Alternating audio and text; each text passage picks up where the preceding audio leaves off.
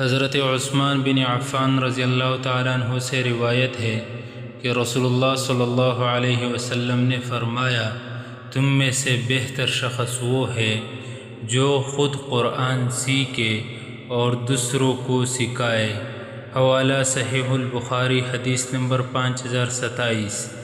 حضرت عبداللہ بن عمر بن العاص رضی اللہ عنہما سے روایت ہے کہ رسول اللہ صلی اللہ علیہ وسلم نے فرمایا، مسلمان وہ ہے جس کی زبان اور ہاتھ سے دوسرے مسلمان محفوظ رہے، اور مہاجر وہ ہے جو اللہ تعالیٰ کی منع کی ہوئی چیزوں کو چھوڑ دے۔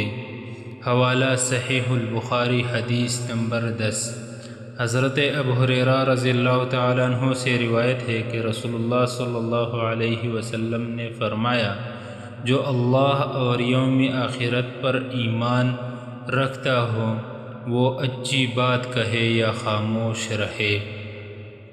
حوالہ صحیح البخاری، حدیث نمبر 6018۔